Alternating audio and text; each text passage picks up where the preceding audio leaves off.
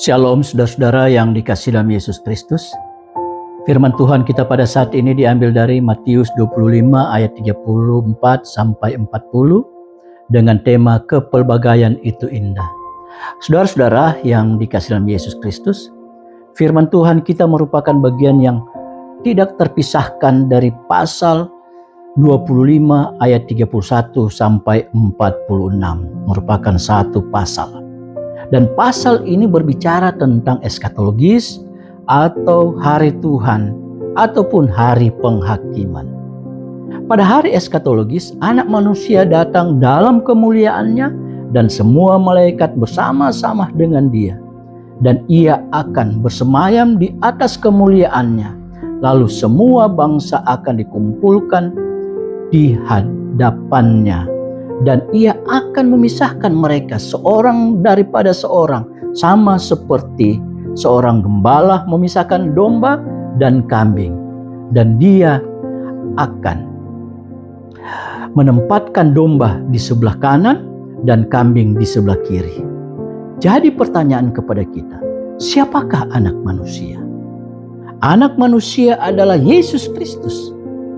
Karena Yesus Kristus sendiri yang menyebut dirinya adalah anak manusia. Ini kalau kita bisa lihat dalam Matius 8 ayat 20. Pada hari eskatologis atau hari Tuhan, Yesus sendiri menjadi raja yang akan menghakimi manusia dari semua bangsa dengan tidak membeda-bedakan status sosial ataupun sara. Karena semua manusia di hadapan Yesus adalah sama. Semua adalah ciptaan Tuhan.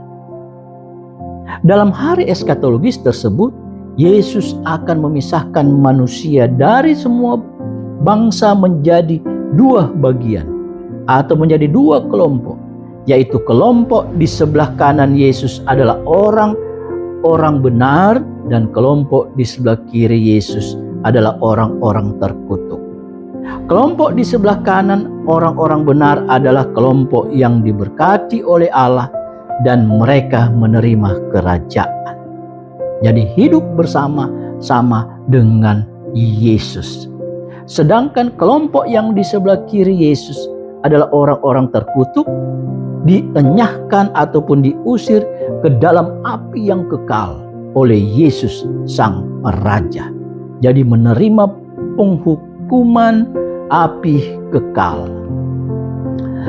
Orang-orang benar mendapatkan hidup yang kekal.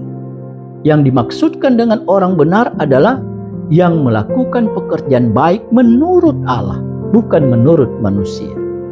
Tetapi sebaliknya, orang yang terkutuk masuk ke dalam siksaan yang kekal. Kenapa demikian? Karena dalam kehidupan orang-orang benar, mereka melakukan kebenaran dan berkenan kepada Allah.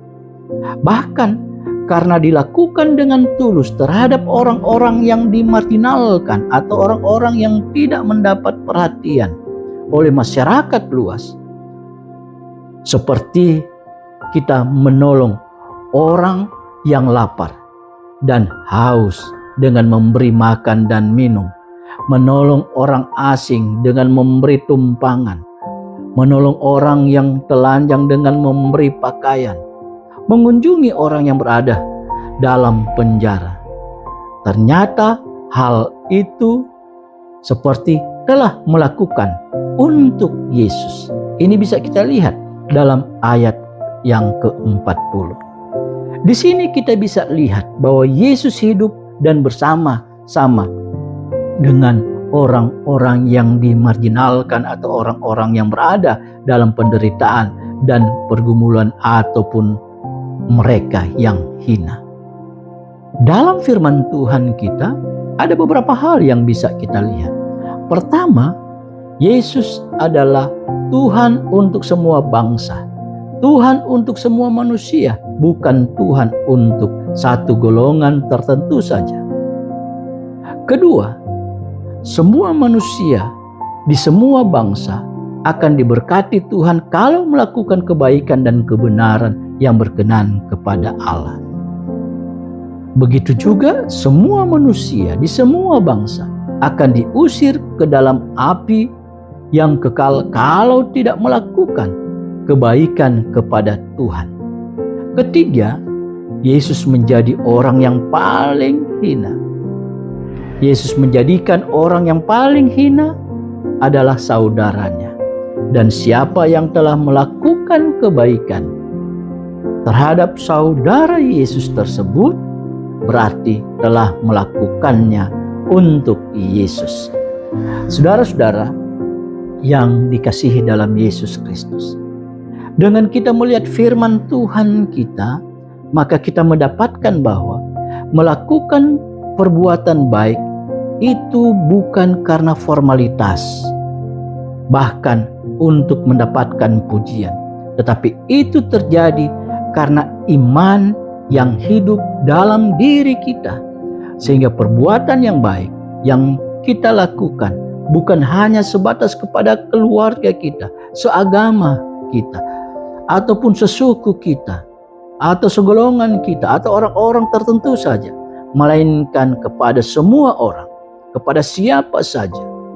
Dengan demikian, untuk melakukan perbuatan baik, jangan memilih-milih siapa yang harus kita bantu atau tolong, karena kita tahu bersama Yesus adalah saudara kita.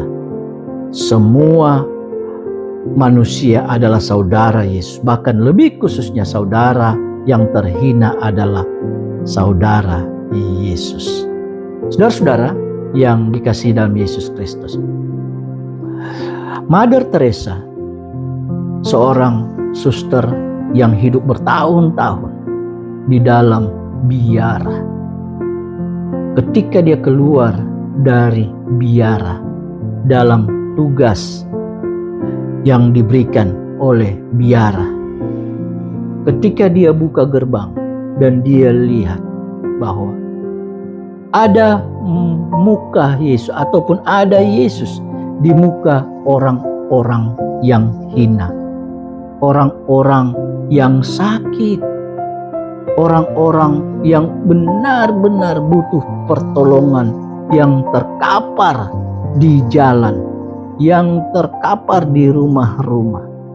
Sehingga dalam panggilan iman dan pelayanan, Mother Teresa melepaskan semua yang bisa dikatakan kenyamanan yang dia peroleh dapatkan di biara, dan dia melayani kepada orang-orang yang sakit, orang-orang yang terlantar, dan semua yang membutuhkan pertolongan, sehingga dia diberkati oleh Tuhan.